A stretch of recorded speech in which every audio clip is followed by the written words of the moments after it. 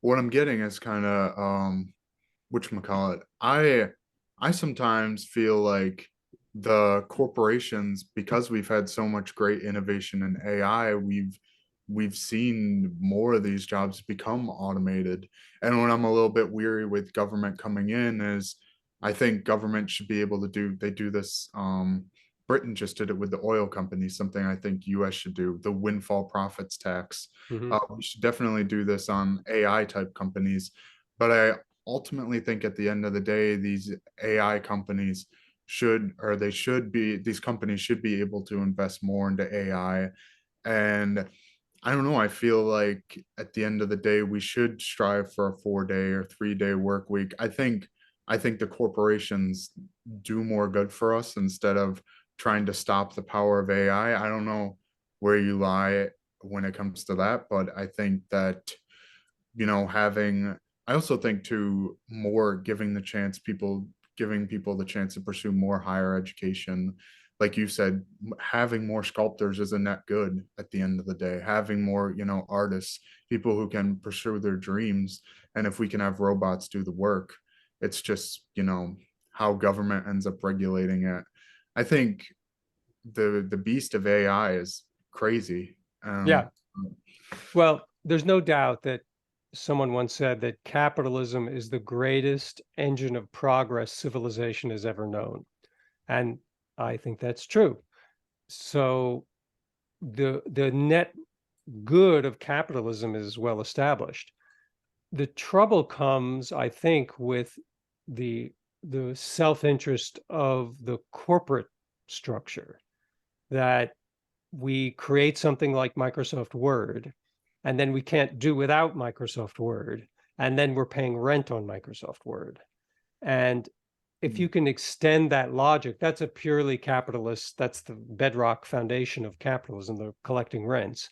If you could extend that logic to uh, intellectual property, processes, it becomes pretty confining for human life.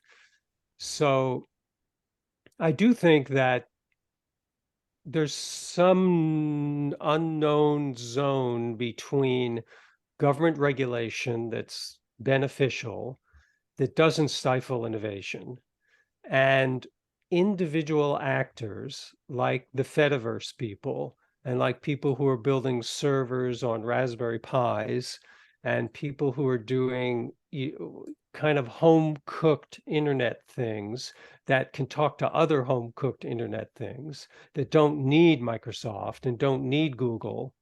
I think somewhere in that, I realize that's a broad area, but somewhere in that, there's a solution. Yeah. Well, like Google Docs or Google Slides, they've been able to provide universal help to everyone for free, you know, Yeah. compared to Microsoft Word or the suite, the Office, the whole package. So I don't know. Maybe, I mean, I understand what you're saying too with the making sure the government regulates that kind of stuff because like I said, this is one of the questions we want to get to, but we have no clue what these companies are doing with our privacy. Right. All that, yeah, the advertisements. And also we've talked about this in another episode, the erosion of, like you said, human journalists, but also local newspapers. Pretty Like, bad. Yeah.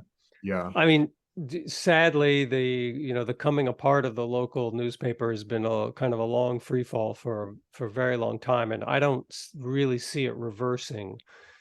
People are just not turning to newspapers for that kind of news anymore, and it is kind of doesn't help human life much, but I don't see fixing that.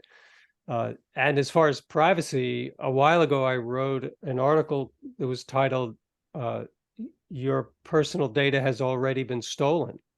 And it's pretty much true. I mean, LastPass recently, which is a password app, LastPass recently had a big data breach, and everybody's password, the thing we trusted to keep our passwords safe is, gone. And there was a story I was reading this morning about some German researchers bought uh, a cache for less than $100. I think it was $36 or 90 or $60, a cache of several thousand retinal scan and thumbprint data from soldiers who had served in Afghanistan, US soldiers.